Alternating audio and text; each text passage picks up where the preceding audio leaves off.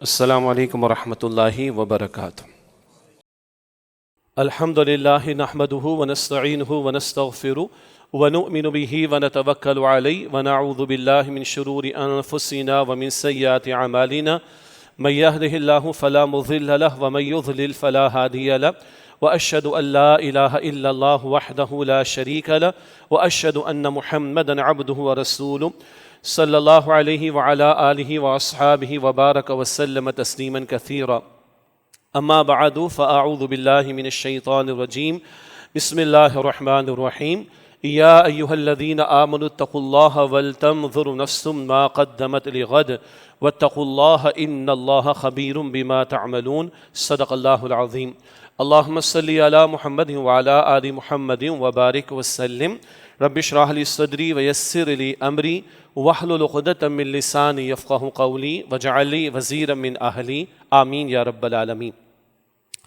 ماہ رمضان کے بعد عام طور پر خطاب جمعہ میں جو موضوع رہتا ہے وہ یہی ہوتا ہے کہ رمضان کے بعد زندگی کیسے گزاریں۔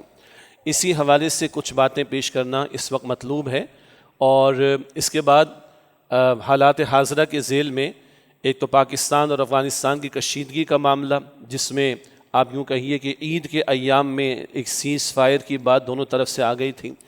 دوسرا، امریکہ نے جو جنگ مسلط کی ہے ایران پر، بلکہ اصل میں تو وہ یہود نے کی ہے اور اعلی کار بنا ہوا ہے ٹرمپ، اور اس کے تناظر میں جو صورتحال ہے وہ ہمارے سامنے ہے۔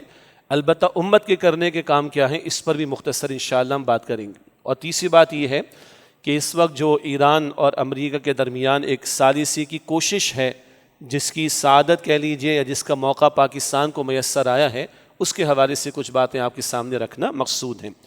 رمضان کے بعد استقامت اور حقیقی تبدیلی، یہ ایک بڑا قیمتی عنوان ہو سکتا ہے۔ اس کے تحت 10 باتیں پہلے میں آپ کے سامنے رکھنا چاہوں گا مختصر الفاظ میں۔ پہلی بات، استقامت کیا ہے؟ جمے رہنا، ڈٹے رہنا۔ یہ قرآن پاک کی اصطلاح بھی ہے، اور ہمارے ہاں دروس قرآن میں سورہ حامیم السجدہ کا جو درس ہے آیات 30 سے 36 کا، وہاں بھی منتخب نصاب میں استقامت کا ذکر آتا ہے۔ البتہ یہاں استقامت سے مراد کیا ہے؟ رمضان کا مہینہ گزرا، 30 دن 30 راتیں اللہ تعالیٰ نے ہمیں عطا فرما دی۔ اس کو بجا طور پر کہہ سکتے ایک ٹریننگ کورس تھا، ایک تربیتی کورس تھا کہ جس سے ہم گزرے ہیں۔ لیکن آپ اور ہم جانتے ہیں کہ دنیا میں ٹریننگ کورسز کے بعد ایگزیکیوشن کا وقت آتا ہے، اور ٹریننگ کا تربیت کا دورانیہ ہمیشہ کم ہوتا ہے، اور اس پر عمل درآمد ہے، اس کی ایگزیکیوشن ہے، وہ معاملہ زیادہ ہوتا ہے۔ گویا مہینے بھر ایک تربیت سے ہمیں گزارا گیا، اب 11 مہینے گویا ایک مستقل امتحان چلتا رہے گا۔ اس ٹریننگ سے ہم نے کیا حاصل کیا ہے، اس تربیت سے ہم نے حاصل کیا ہے، اس کا اپلائی کرنا، اس کی ایگزیکیوشن کا معاملہ۔ حدیث میں ذکر آتا ہے کہ اللہ کو وہ عمل پسند ہے جو ہمیشہ کیا جائے، مستقل بنیادوں پر کیا جائے۔ اللہ کے رسول کی حدیث ہے، چاہے وہ مختصر ہو، لیکن وہ عمل اللہ کو محبوب ہے جو مستقل کیا جائے۔ ایک طرف رمضان میں تو سینکڑوں رکعتیں تراویح کی بھی ادا ہو گئیں، اب رمضان کے بعد کو فرض نمازوں کا بھی اہتمام ہو رہا ہے کہ نہیں ہو رہا، اس پر توجہ کرنے کی ضرورت ہے۔ تو پہلی بات رمضان کے بعد جو ہم سب کو ایویلویٹ کرنی ہے، یہ اپنا سیلف انالیسس کرنا ہے، اپنا خود سے جائزہ لینے کی کوشش کرنی ہے، اپنا محاسبہ کرنے کی کوشش کرنی ہے کہ کیا اس تربیت کے کچھ اثرات ہم اپنے اندر پاتے ہیں۔ پہلے میں اور آپ ہم سب غور کریں، وہ سجدوں کی لذت کا معاملہ، وہ اللہ کے سامنے رونے کا معاملہ، وہ اللہ کے احکامات کی ایک درجے میں پابندی کا معاملہ، اور وہ فرائض سے آگے بڑھ کر نوافل کو ادا کرنے کا اہتمام، اور پھر گناہوں سے بچنے کی بھی اپنی سی کی کوشش۔ کیا یہ طرز عمل استقامت کے ساتھ رمضان کے بعد بھی جاری ہے؟ یہ مجھے بھی غور کرنا ہے، آپ کو بھی غور کرنا چاہیے۔ دوسری بات، قبولیت کی نشانی۔ یہ بات پہلے بھی رمضان شریف میں ذکر ہوئی، اس کے علاوہ بھی ذکر میں آتی رہتی ہے کہ دنیا میں عبادت کی قبولیت کی علامت کیا ہوتی ہے، اس کے بعد مزید عبادت کی توفیق مل جائے۔ دنیا میں نیک اعمال کی قبولیت کی علامت کیا ہوتی؟ مزید نیک اعمال کی توفیق اللہ تعالیٰ کی طرف سے مل جائے۔ تو رمضان کی قبولیت کی علامت کیا ہوگی کہ نیکی میں، خیر میں ہم آگے بڑھنے والے بن جائیں، گناہوں سے بچنے والے بن جائیں۔ تو قبولیت کی ایک نشانی کیا ہے کہ نیکی کے بعد مزید نیکی کی توفیق مل جائے، اعمال صالحہ کے بعد مزید توفیق مل جائے۔ اور اگر ایسا ہے تو اللہ کا شکر ادا کرنا چاہیے۔ شعبان کے مقابلے میں شوال میں بہتری، تو اللہ کا شکر ادا کرنا چاہیے۔ اور اگر ایسا نہیں ہے تو پھر غور کرنا چاہیے اور اپنی نیتوں کا بھی جائزہ لینا چاہیے۔ یہ رمضان میں محنتیں اللہ کی خاطر تھیں یا بس کیونکہ سب لوگ روزہ رکھ رہے ہیں، ہم نے بھی روزہ رکھ لیا، سب لوگ تراویح ادا کر رہے ہیں، ہم نے بھی تراویح ادا کر لی، سینکڑوں لوگ کیونکہ اعتکاف کر رہے تھے بھی، ہم نے بھی کر لیا۔ تو نیت کیا یہ تھی کیونکہ سب کر رہے ہیں اس لیے ہم کر رہے ہیں؟ تو یہ تو نیت میں فطور آ جائے گا۔ انما الاعمال بالنیات، اعمال کی نیکیوں کی قبولیت کا دار و مدار تو نیتوں پر ہے۔ تو اللہ ہمیں اخلاص سے نیت بھی عطا کرے، اور اپنا ہم جائزہ لیں کہ رمضان کے بعد نیکی میں خیر میں آگے بڑھ رہے ہیں یا نہیں۔ تیسری بات، شوال کے 6 روزے نفل ہیں، اللہ کے رسول علیہ السلام نے مگر ان کا اجر و ثواب بتایا ہے، اور روزے کی اپنی کیفیت ہوتی ہے۔ رمضان میں تم نے سنا کیا صوم لی وانا اجزا بہ، حدیث مبارک بخاری شریف حدیث قدسی، اللہ فرماتے کہ بے شک روزہ میرے لیے اور میں ہی اس کا حاصل ہوں، میں ہی اس کا بدلہ ہوں، اللہ ہی بندے کو مل جاتا ہے۔ تو بہرحال ایک روحانی ترقی ملتی ہے بندے کو، جسم کے مقابلے میں روح پر توجہ زیادہ ہوتی ہے، اللہ کا قرب بندے کو ملتا ہے، ایک ماحول بھی بہرحال ہوتا ہے، مگر یہ انفرادی سطح پر بھی ایک بندے کو روحانی ترقی ملتی ہے، جو کہ روزے کا بہت بڑا حاصل ہے۔ اگر ان اثرات کو مزید چاہتے ہیں کہ ملیں، اس کیفیت کو کہ روزے کی حالت میں روح قوی ہوتی ہے، مضبوط ہوتی ہے، اللہ کی طرف رجحان بڑھتا ہے، اس روح میں انکلینیشن ہے، اس روح میں طلب و تڑپ ہے اللہ سے ملاقات کی، تو اس روزے کی کیفیت میں جو ہم نے فرض میں محسوس کی وہ نفل میں بھی ملے گی انشاءاللہ۔ تو اگر ان اثرات کا تسلسل چاہتے ہیں تو اللہ میں توفیق دے کہ شوال کے مہینے میں 6 روزے جو رسول اللہ صلی اللہ علیہ وسلم نے بتائے ان کا اہتمام کریں۔ ہاں، جن کے روزے فرض قضا ہو گئے بیماری کی وجہ سے، سفر کی وجہ سے، خواتین کے مخصوص معاملات اور دیگر مشکلات کی وجہ سے، حالت حمل ہے، بچے کو دودھ پلانا، ان کو تو قضا کرنی ہے، وہ پہلے قضا کریں۔ اس کے علاوہ بہرحال جو ہے وہ نفل روزے ہیں، یہ شوال کے مہینے کے ہیں، اور ان کا اجر کیا بتایا گیا؟ اللہ کے رسول علیہ السلام نے فرمایا، مسلم شریف کی روایت، جس نے رمضان کے روزوں کا اہتمام کیا اور ثم اتبع 6 من شوال، شوال کے 6 مہینے میں 6 روزوں کا اس نے اہتمام کیا، ایسے کا صیام الدہر، کہ گویا پورا سال وہ روزہ رکھنے والا ہو۔ رمضان کے تو 30 ہو گئے اس مرتبہ، 6 اور رکھ لیں تو ایسا ہے کہ پورا سال روزہ رکھنے والا ہو جائے۔ قرآن حکیم میں 1 سے زائد مرتبہ ذکر آتا ہے کہ من جاء بالحسنۃ فلہ عشر امثالھا، جو ایک نیکی لے کر آتا ہے اللہ کے ہاں 10 گنا اجر وہ پاتا ہے۔ تو انٹو 10 اس کو کریں گے تو سال بھر ہو جائے گا۔ 30 روزے رمضان کے، 6 روزے شوال کے۔ اس میں بھی معروف بات ہے کہ پورے مہینے میں کسی بھی ترتیب سے رکھ لیے جائیں، بعض لوگ دوسرے دن سے رکھتے ہیں، بہت اچھی بات ہے، لیکن شوال کے پورے مہینے میں کوئی بھی ترتیب ہو، ایک ہفتے میں 2 رکھ لیں، اگلے ہفتے میں 2 رکھ لیں، 3 رکھ لیں، پھر بعد میں گیپ دے کے 3 رکھ لیں، پورے مہینے میں 6 روزے کسی طرح رکھ لیے جائیں تو اس حدیث کے مطابق اجر بھی ملے گا، اور وہ جو روزے کا ایک روح ہے، اللہ کے ساتھ قرب، اللہ کے ساتھ تعلق، اللہ کی طرف متوجہ ہونا، یہ کیفیت بھی انشاءاللہ تعالی آگے بڑھتی رہے گی۔ پھر اللہ میں مزید توفیق دے، کچھ عرصے میں پھر ذی الحجہ کا مہینہ آئے گا، اس کے ابتدائی 10 دن پورے سال میں بڑے قیمتی ہیں، اور علماء میں گفتگو چلتی کہ وہ قیمتی ہے، رمضان کا آخری عشرہ قیمتی ہے۔ پھر اس کا حاصل ہی نکلتا ہے کہ رمضان کے آخری عشرے سے اگر قدر کی رات نکال دیں تو پھر ذی الحجہ افضل ہو جاتا ہے، مگر آخری عشرہ رمضان کو اس میں قدر کی رات موجود ہے۔ 12 ذی الحجہ کے 10 دنوں کا عمل اللہ کے بڑا مقبول ہے، سال بھر کے اعمال میں سب سے زیادہ ان دنوں میں کیا جانے والا عمل۔ اس کے 9 دن کے روزے بنتے ہیں، ذی الحجہ کی 10 تاریخ کو تو بقرعید ہے، اس دن کا روزہ رکھنا اور آگے 4 روزے رکھنا منع ہے، 3 روزے رکھنا مزید منع ہے، لیکن 9 روزے ذی الحجہ کے ہیں۔ اسی طرح محرم کا مہینہ آئے گا، 10 تاریخ کا روزہ ہے، 9 کا ملا لیا جائے بہت اچھی بات ہے، 11 کا ملا لیا جائے بہت اچھی بات ہے۔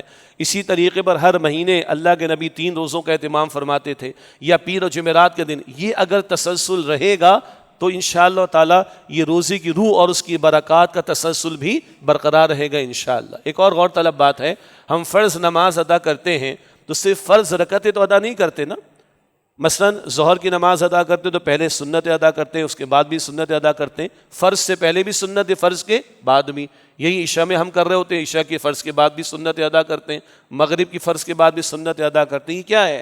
فرض رکعتوں کے علاوہ سنت نماز بھی ہے، یہ نوافل بھی ہیں، اور اسی سے حدیث میں آتا ہے کل جو فرائض میں کوتاہی ہوگی اور ہمیں پتہ ہے کہ ہمارے فرائض کیسے ہیں، ہم سب کو ہماری نمازوں کا اندازہ ہے، تو جو کمی کوتاہی ہے وہ سنت و نوافل سے پوری ہوگی۔ تو روزے فرض وہ تو ہم نے رکھے ہیں الحمدللہ، سنت روزے جو ہیں، نفل روزے جو ہیں، ان کا بھی اہتمام ہو، اللہ ہمیں توفیق عطا فرمائے۔ یہ تیسری بات تھی۔ چوتھی بات، حقوق العباد کا معاملہ، سماجی رویوں کا معاملہ۔ کیا مطلب؟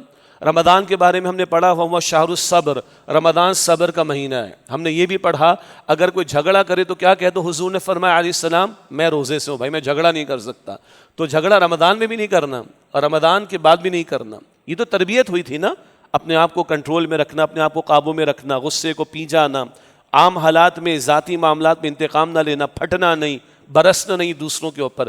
تو کیا یہ کیفیت ہمارے اندر پیدا ہو رہی؟ پھر شہر المواسات، رمضان کا مہینہ کیا؟ غمخواری کا مہینہ ہے، سمپتھی کا مہینہ ہے، ہمدردی کا مہینہ ہے. جب ہم خود بھوکے اور پیاسے رہتے ہیں روزے کی حالت میں تو پتہ چلتا ہے کہ بھوک ستاتی ہے انسان کو، پتہ چلتا ہے کہ پیاس انسان کو جو ہے وہ ستاتی ہے. تو جب بھوک سے گزرتے ہیں، پیاس سے گزرتے ہیں روزے کی حالت میں، تو دوسروں کی بھی پیاس اور بھوک کا احساس ہوتا ہے اور دوسروں کی مدد کا جذبہ پیدا ہوتا ہے. کس قدر خوبصورت دین ہے ہمارا اور کیا قیمتی عبادات ہے. ایک طرف اللہ کے ساتھ تعلق مضبوط ہو رہے ہیں اور دوسری طرف تربیت ایسی ہو رہی ہے کہ معاشرے میں عمدہ کردار لوگوں کے سامنے نظر آئیں. تو صبر کا مہینہ تھا، مواسات غمخواری کا مہینہ تھا، اور دوسروں کے کام آنا، یہ کیفیت ہمارے اندر پیدا ہو رہی ہے کہ نہیں؟ تو اب اپنے سماجی رویوں میں دیکھیں، معاشرتی رویوں میں دیکھیں، غصے پر کوئی کنٹرول آ رہا ہے کہ نہیں آ رہا؟ یا رمضان میں بھی افطار سے 15 منٹ پہلے لڑنا شروع کر دیا؟ اگر رمضان میں یہ حال تھا تو اب کیا حال ہوگا اندازہ کر لیں. اگر تربیتی کورس کے دوران میں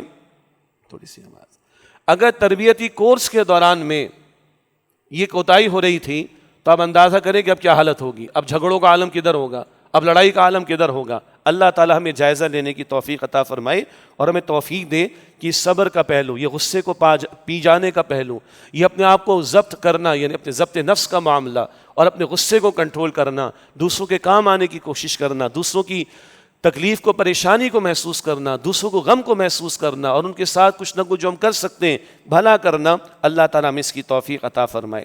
5ویں بات، رمضان میں ہم نے توبہ کا اہتمام کیا، ہم نے آنسو بھی بہائے، ہم نے گناہوں کی مغفرت بھی مانگی اللہ سے. لیکن بہرحال رمضان کے ساتھ ہی کوتاہیاں ہو جاتی ہیں، چاند رات کو کوتاہیاں ہو جاتی ہیں، عید کے ایام میں کوتاہیاں ہو جاتی ہیں. تو رمضان تو چلا گیا لیکن توبہ کا دروازہ بند نہیں ہوا ہے. اگر پھر غلطی ہو جائے پھر توبہ کر لو، پھر اللہ کے سامنے رو لو، پھر اللہ کے سامنے جو ہے بچھ جاؤ،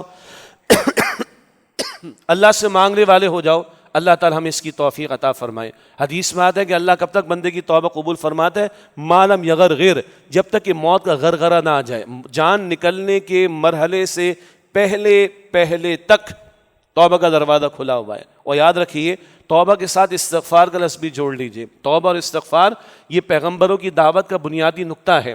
سورہ ہود کا مطالعہ کرے تو کئی پیغمبروں کے الفاظ میں ذکر آتے ہیں، استغفروا ربکم ثم توبوا الیہ، اپنے رب سے استغفار کرو، بخشش مانگو، ثم توبوا الیہ، پھر اس کی طرف پلٹ آؤ. استغفار ہے ماضی کے حوالے سے مغفرت طلب کرنا، اور توبہ ہے پلٹ آنے کا نام. اور یہ مستقل عمل ہے، بارہا ہم نے توجہ دلائی، یہ مستقل عمل ہے. اور حد تو یہ کہ اللہ کے رسول علیہ السلام فرض نماز کے بعد بھی اللہ اکبر، استغفر اللہ، استغفر اللہ، استغفر اللہ پڑھا کرتے تھے. اللہ کے رسول کی نمازوں کا عالم کیا ہوگا؟ وہ اپنی نمازوں کے بعد استغفار کا اہتمام کر رہے ہیں. تو ہم لوگوں کو گناہوں پر بھی کس قدر استغفار کرنا چاہیے اندازہ کیا جا سکتا ہے. تو یہ توبہ اور استغفار کا تعلق 27 شب سے نہیں، یہ توبہ اور استغفار کا تعلق تکمیل قرآن کی محفل سے نہیں، یہ توبہ اور استغفار کا تعلق فقط ماہ رمضان سے نہیں ہے، یہ مستقل عمل ہے کرنے والا. اللہ تعالیٰ اب بھی ہمیں اپنی طرف پلٹنے کی توفیق دے. اور ویسے توبہ کا اصل مفہوم کیا ہے؟ پلٹنا، گناہوں کو چھوڑ کر فرما برداری کی طرف آ جانا، نافرمانی کو چھوڑ کر اللہ تعالیٰ کی اطاعت کی طرف آ جانا، یہ اصل میں توبہ ہے. تو پتہ چلے گا کہ رمضان کے بعد ہم کہاں کھڑے ہیں، اس سے پتہ چل جائے گا کہ توبہ قبول ہوئی کہ نہیں ہوئی. کیا گناہوں کو چھوڑ کر نیکی کی طرف آ رہے کہ نہیں آ رہے؟ کیا نافرمانی کو چھوڑ کر اللہ تعالیٰ کی فرما برداری کی طرف آ رہے یا نہیں آ رہے؟ اس سے پتہ چلے گا کہ رمضان میں جو ہم نے توبہ کی وہ سچی تھی یا نہیں تھی. یہ 5ویں بات تھی، توبہ کا دروازہ کھلا ہے. اگلا بڑا خوبصورت ایک ہیڈنگ ملی ہمیں کہ رمضان کا رب وہ باقی مہینوں کا بھی رب ہے. رمضان کا رب وہ باقی مہینوں کا بھی رب ہے. اللہ رب العالمین ہے.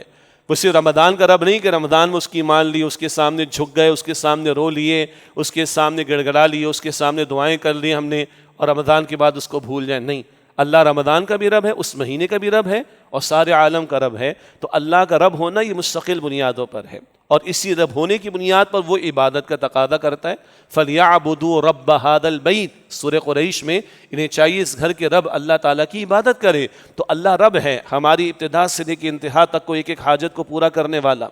عالم ظاہر میں تو ماں باپ کے لیے دعا کرتے نا، رب ارحمہما کما ربیانی صغیرا، اے میرے رب میرے ان دونوں ماں باپ پر رحم فرما اس طرح کہ میں چھوٹا تھا انہوں نے میری پرورش کی تھی جبکہ میں چھوٹا تھا. تو رب بیانی لفظ ماں باپ کے لیے آیا. لیکن یہ حقیقی رب کون ہے؟ اللہ ہے. ماں باپ کو پیدا کرنے والا بھی اللہ, ماں باپ کے دلوں میں ہمارے لیے محبت ڈالنے والا اللہ, ہماری پرورش کے لیے ماں باپ کو وسائل دینے والا اللہ, وہ حقیقی رب ہے. وہ اپنے رب ہونے کے ناطے اپنی عبادت کا ہم سے تقاضا کرتا ہے. فَلْيَعْبُدُوا رَبَّ هَذَا الْبَيْتِ, انہیں چاہیے اس گھر کے رب کی اللہ تعالیٰ کی عبادت کریں. تو بہرحال ہم مسلمانوں کو پارٹ ٹائم مسلمس نہیں ہونا, ہمیں فل ٹائم مسلم ہونا ہے. یہ پارٹ ٹائم مسلمان اللہ کے ہاں پسندیدہ نہیں ہیں. اللہ فرماتا ہے ادخلوا فی السلم کافہ, اسلام میں پورے کے پورے داخل ہو جاؤ.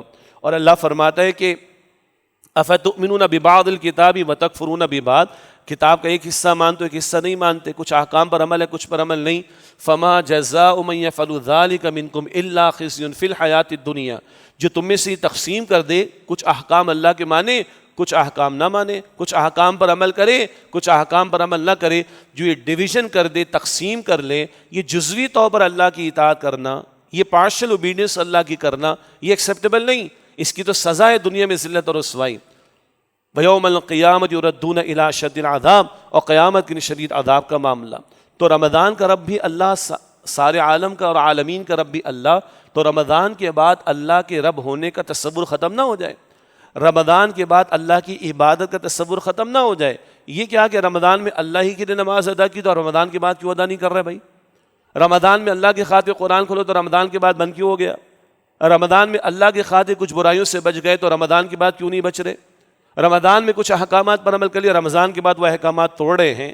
یہ تو جزوی اطاعت ہوئی, یہ تو کامل اطاعت تو نہ ہوئی.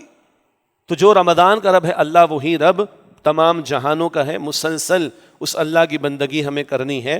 ہمیں پارٹ ٹائم مسلم نہیں بننا, فل ٹائم پریکٹسنگ مسلم بننا ہے. مکمل طور پر اللہ کا اطاعت گزار بندہ بننا ہے.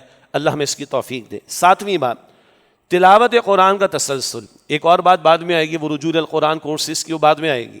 تلاوت قرآن کا تسلسل, یہ قرآن ہماری روح کی غذا ہے, اور اللہ نے ایک اہتمام کیا ہوتا ہے ماہ رمضان میں, ساری امت کو اللہ کھڑا کرواتا ہے. اور اللہ کے رسول علیہ السلام اور صحابہ کرام کے طرز عمل سے ایک مستقل عمل ہمیں ملا جس کو ہم نماز تراویح کہتے ہیں. ساری امت کھڑی ہو, قرآن پڑھے پڑھائے, قرآن سنے اور سنائے, قرآن سے ساری امت گزرے. یہ تو ایک اجتماعی نظم قائم ہو گیا. البتہ قرآن کی تلاوت فرض نماز میں بھی ہے, وہ تو فرض ہے. قرآن کی تلاوت نمازوں کے علاوہ بھی مطلوب ہے, اور یہ ہماری روح کی غذا ہے. گھسا پٹا پرانا جملہ ہے, موسیقی روح کی غذا ہے, اس پر بحث کرنے کی ضرورت نہیں.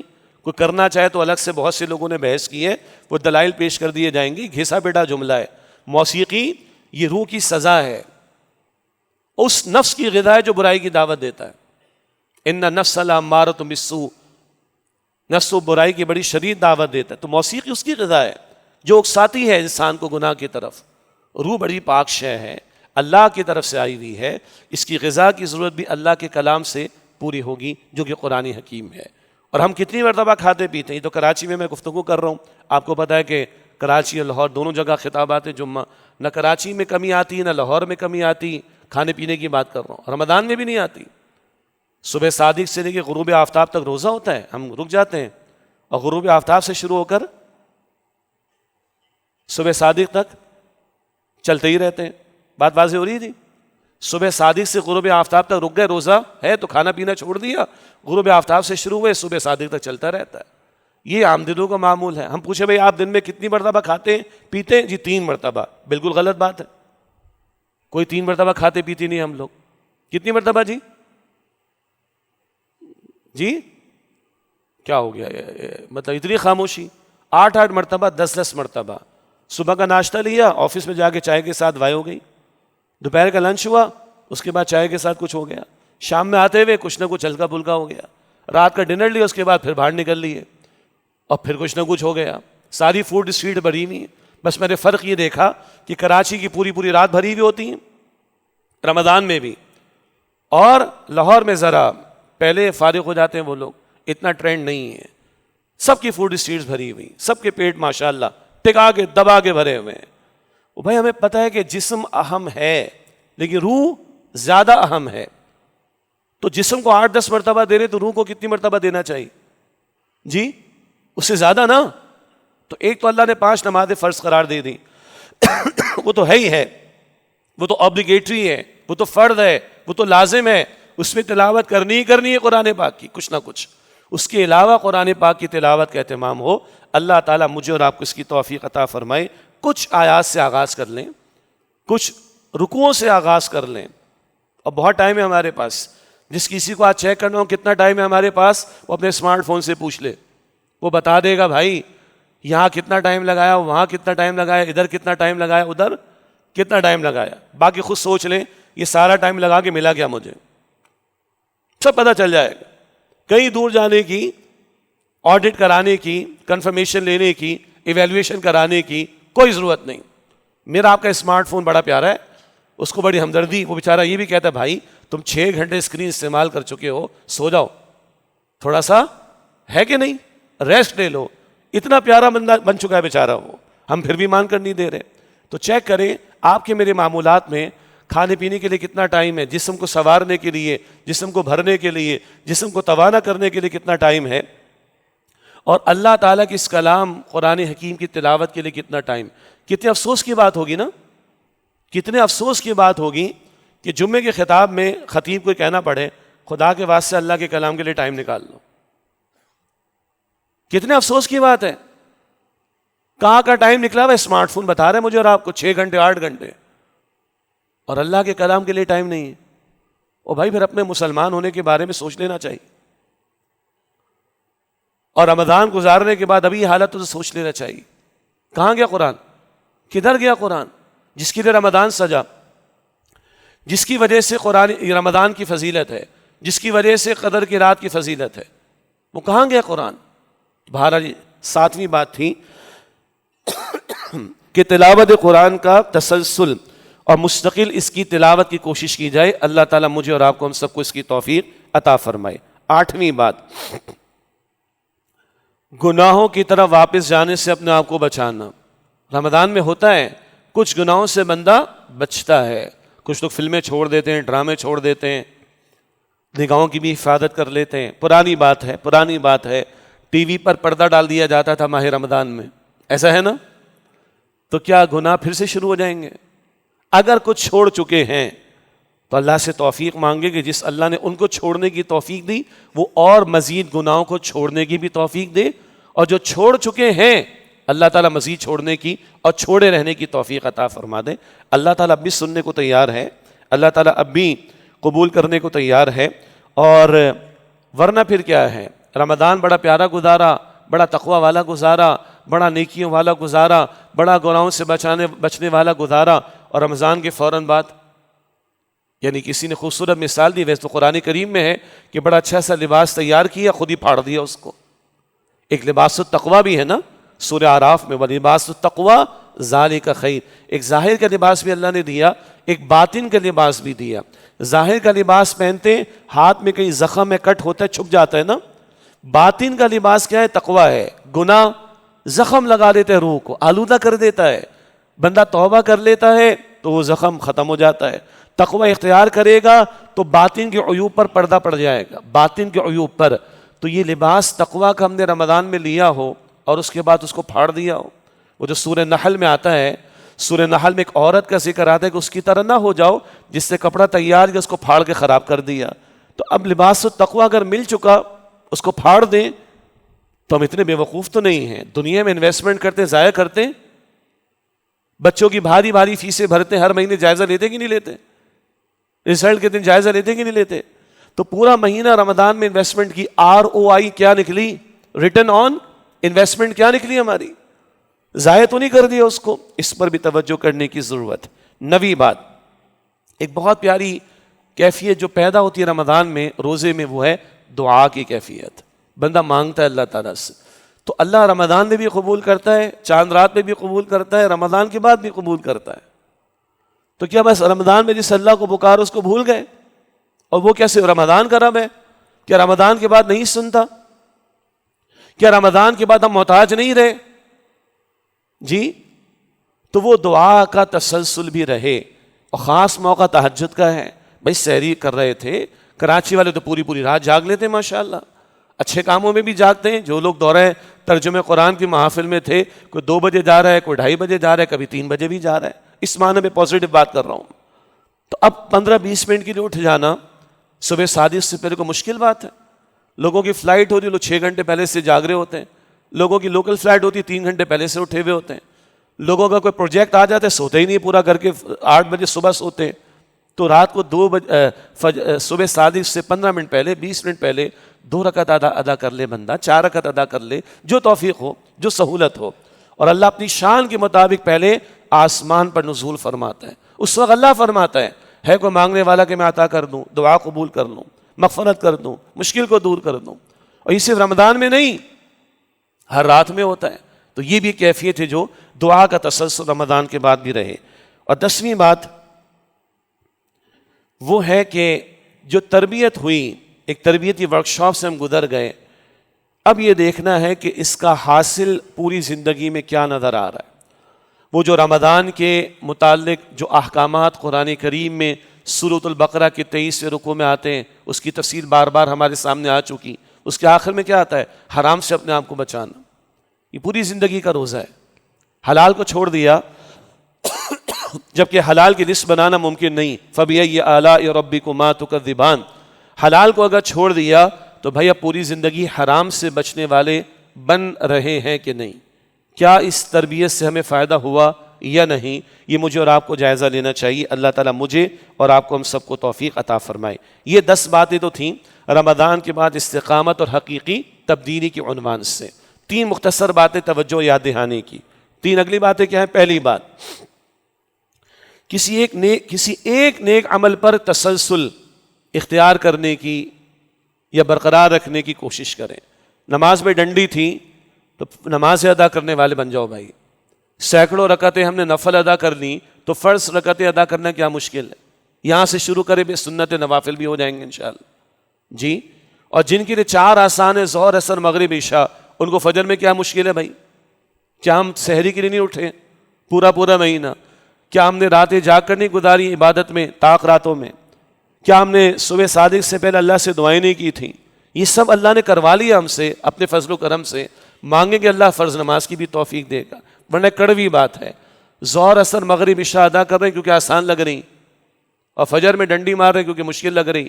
تو یہ آسانی کی پیروی ہو رہی ہے, اللہ کے حکم کی پیروی ہو رہی؟ کڑوی بات ہے. تو اگر فجر میں ڈنڈی, فجر پکی کر لیں.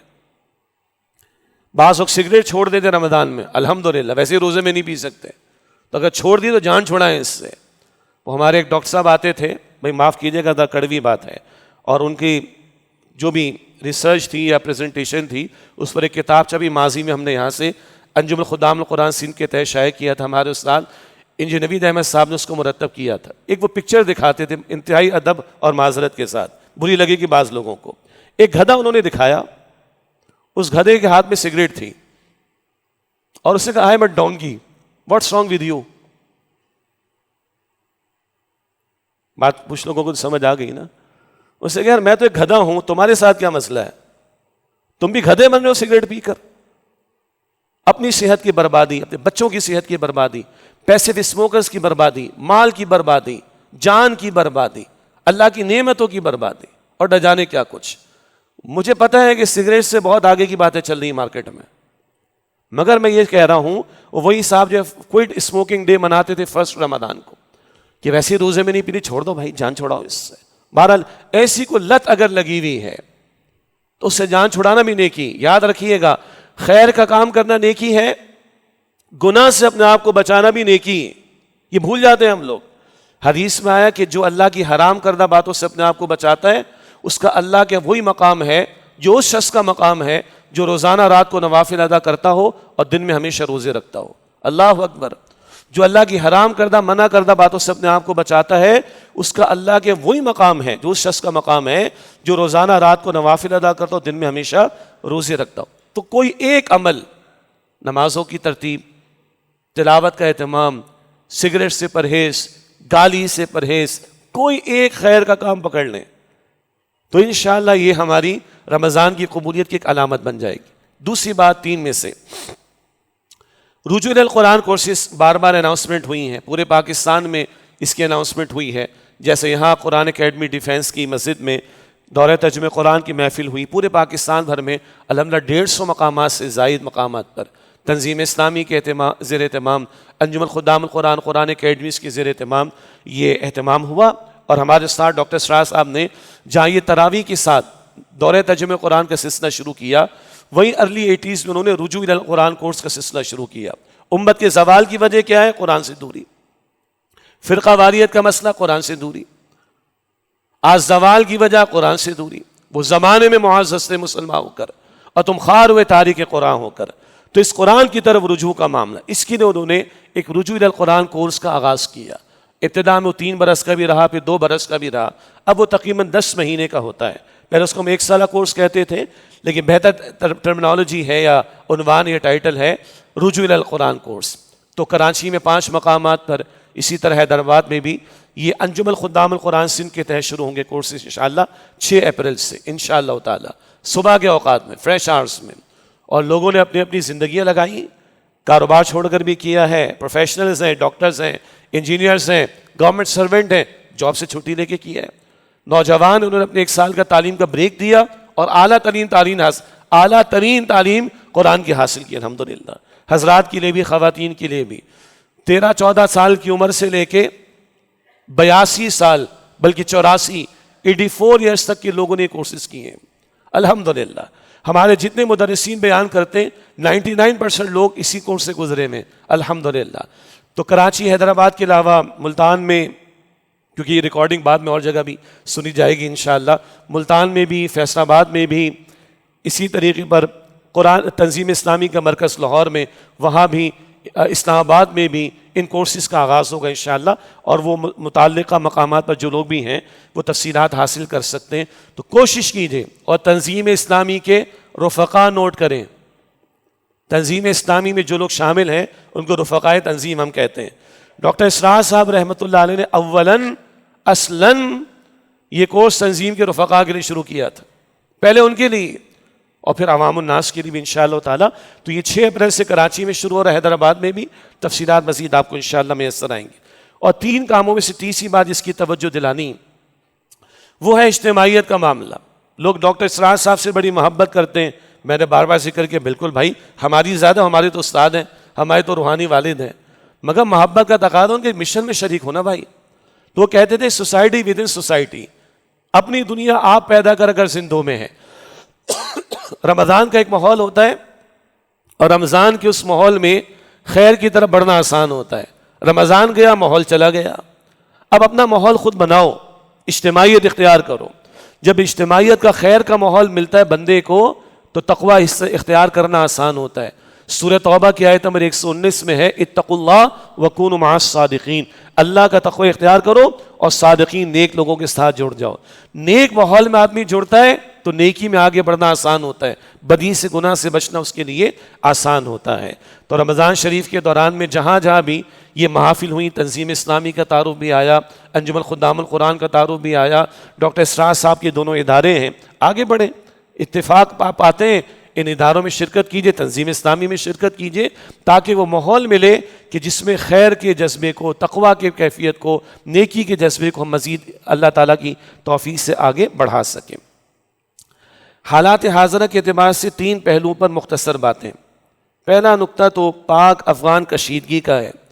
ہمیں خوشی ہے کہ جناب وہ عید کے ایام میں کچھ سیز فائر کی بات تو آ گئی، اور کچھ عرب ممالک کی طرف سے بھی اور چین کی طرف سے بھی یہ توجہ دلائی گئی کہ بس کرو، اور ہماری بھی یہ خواہش ہے کہ بس کرو۔ دونوں طرف مسلمان ہیں، سرحدیں ہوا کرتی ملکوں کی، کلمہ اس سے بڑھ کر ہے، ایمان کا رشتہ اس سے بڑھ کر ہے۔ تو اس اعتبار سے ہماری یہ خواہش بھی ہے کہ دونوں طرف سے کوئی اشتعال انگیز بیانات نہ آئے، دونوں طرف سے آئیں، اور جنگی جنون کے بجائے مذاکرات اور افہام و تفہیم اور امن کے بیانیے کو پروموٹ کرنا چاہیے۔ دین دشمن کیا چاہتے ہیں؟ یہ لڑیں آپس میں، تو پاکستان ہو یا افغانستان ہو، عوام کو بھی سمجھنا چاہیے اور حکمرانوں کو بھی کہ ہمارا دشمن کیا چاہتا ہے، ہمارا مشترکہ دشمن کون ہے؟ یہود ہیں، امریکہ ہے، بھارت ہے، یہ کبھی ہمیں نہیں چاہیں گے ہم امن سے رہیں، تو اس مشترکہ دشمن کو پہچاننے کی ضرورت ہے۔ اسی طریقے پر وہ علماء جو دونوں طرف ہیں، جن کی کوئی نہ کوئی حیثیت ہے، اور دونوں طرف ان کی باتیں سنی جاتی ہیں. بعض کوششیں ہو رہی ہیں ابھی, اللہ تعالیٰ اس میں نیک نیتی عطا فرمائے. اور دونوں طرف کے علماء کی بھی ذمہ داری بنتی ہے کہ بہرحال اپنے اثر اور رسوخ کو استعمال کر کے مذاکرات کی طرف لانے کی بات کی جائے, اور اپنے مشترکہ دشمنوں کو پہچان کر مشترکہ طور پر ان سے نمٹنے کی کوشش کی جائے. یہ ہماری خواہش بھی ہے اور مستقل اس کی ہم نے توجہ دلائی. ایران, اسرائیل اور امریکہ یہ کشیدگی کا پہلو ہے. یہ میں نے تینوں کا نام کیوں لیا؟ ہم کہتے ہیں نا, اقبال نے کہا تھا فرنگ کی رگے جاں پنجہ یہود میں ہے. میں نے لکھا ہے اپنے پاس کہ ٹرمپ کی رگے جاں پنجہ نتن یاہو میں ہے. سیدھی سی بات, بالکل بو ڈاؤن کر کے بیٹھا ہوا ہے امریکہ. تو فرنٹ پر امریکہ, پیچھے کون ہے؟ یہود ہیں. اور مقصد کیا ہے؟ گریٹر اسرائیل کا معاملہ. یہ سمجھنے کی ضرورت ہے. تو یہاں ہماری پھر وہی خواہش ہے کہ امت کے اتحاد کی بات کی جائے, فرقے کے معاملے کو اور سیاسی یا علاقائی اختلافات کو وقتی طور پر پس پش ڈال کر جس میں واحد بننے کی بات کی جائے. یہ عربوں کے لیے بھی ہے, یہ ایران کے لیے بھی ہے, اور یہ پاکستان کے لیے بھی ہے. اسی طریقے پر مظلوم کی غیر مشروط حمایت ہونی چاہیے. ایران کے لوگ اس وقت مظلوم ہیں. اہل سنہ کا ان کے ساتھ عقائد کا اختلاف رہے گا اور ہے, اور ماضی میں ایران کی حکومت کی غلطیاں مسلمانوں کے خلاف, سنی مسلمانوں کے خلاف ہم نے پہلے بھی مذمت کی ہے. لیکن اس وقت یہ موقع نہیں کہ ان چیزوں کو ہوا دی جائے. اس وقت موقع ہے کہ امت کے تصور کو جو ہے وہ اجاگر کیا جائے, ورنہ ایران بہانہ ہے اور پاکستان نشانہ ہے. سیدھی سی بات. تو اتحاد امت کی بات ہم نے پہلے بھی کی ہے, اور مزید بڑا کیا ہے, امریکہ سے جان چھڑانے کی کوشش کی جائے. یہ عربوں کو بھی سمجھ آ جانی چاہیے, خود اپنے ہاتھوں سے امریکہ کو بیسس دے کر آج اپنے لیے مصیبت پیدا کی. اور مسئلہ کیا ہے؟ حب الدنیا و کراہیت الموت, وہن کی بیماری. سنن ابو داؤد شریف کی روایت, ساری قومیں مل کر, یہ اقوام عالم مل کر تم پر ایک دوسرے کو حملہ کرنے کی دعوت دیں گی. وجہ کیا ہے؟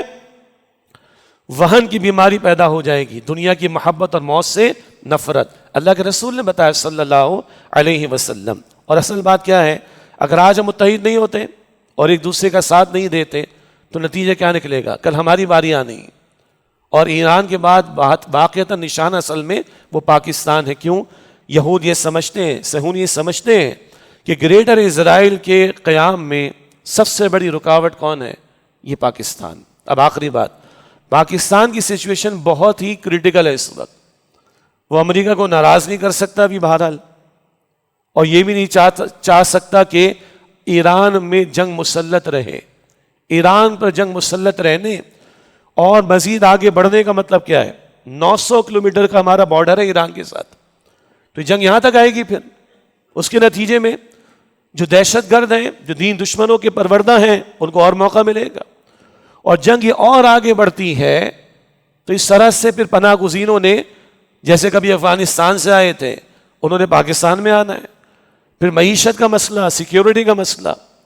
اور اگر یہ جنگ اور آگے بڑھتی ہے تو سی پیک ہمارا خطرے میں پڑتا ہے جو گوادر کے ساتھ ہے. تو پاکستان کی سیکیورٹی کا مسئلہ, امن کا مسئلہ, بارڈر کا مسئلہ, معاشی مسئلہ, تیل کی قیمت اور بڑھیں گی پھر, اور معاشی برڈن ہمارا بڑھے گا. اس اعتبار سے اس وقت ہم سمجھتے ہیں اگر کوئی شکل بنتی ہے جنگ بندی کی تو ہونی چاہیے. اور پاکستان عجیب ملک ہے بھائی, چائنا چھوڑ نہیں سکتا اس کو, امریکہ بھلا نہیں سکتا. ہمارے استاد ڈاکٹر سعد صاحب کہتے تھے رحمۃ اللہ علیہ, اس کی اسٹریٹجک پوزیشن اللہ نے ایسی رکھی ہے, یہ سب کی مجبوری بن گیا ہے. تو اگر اس وقت پاکستان کو کوئی کردار مل گیا ہے تو ہم سمجھتے ہیں کہ وزن اس بات میں ڈلنا چاہیے کسی طرح جنگ ختم ہو. وہ باز نہیں آئے گا یہود, اور ٹرمپ سے کوئی امید ہمیں نہیں, لیکن جنگ بندی کی کوئی کوشش اگر ہو سکتی ہے تو ہم سمجھتے ہیں کہ وہ معاملہ ہونا چاہیے. یہ امت کے لیے بھی مفید رہے گا اور یہ پاکستان کی سالمیت کے لیے بھی مفید رہے گا. باقی جو اللہ نے مقدر میں طے کیا وہ ہو کر رہے گا, مگر اس وقت قوم کو متحد ہونے کی ضرورت ہے, اندرونی انتشار کو دور کرنے کی ضرورت ہے. ملک کی سالمیت بھی ہمیں عزیز ہے اور امت کا مفاد بھی ہمیں عزیز ہونا چاہیے. پاکستان اگر امریکہ کی طرف جھکتا ہے اور معاذ اللہ اس کا کو ساتھ دینے کی کوشش کرتا ہے تو کاؤنٹر پروڈکٹیو ہوگا ہمارے لیے. اور اگر معاف کیجیے گا ایران سے کوئی تعلقات بگڑتے ہیں تو پھر میں نے آپ کو گنوا دیا کہ 900 کلومیٹر کا بارڈر بھی، سی پیک بھی، سیکیورٹی بھی، امن بھی، معیشت بھی، یہ سارے مسائل ہیں۔ ایسے میں پاکستان کو بڑا کہنا چاہیے کہ مشکل پوزیشن میں تو ہے۔ اللہ تعالیٰ آسانی کا معاملہ کرے ملک کے لیے بھی اور پوری امت کے لیے بھی، اور ہمارے بڑوں کو صحیح فیصلوں کی توفیق عطا فرمائے۔ وآخر دعوانا ان الحمد للہ رب العالمین۔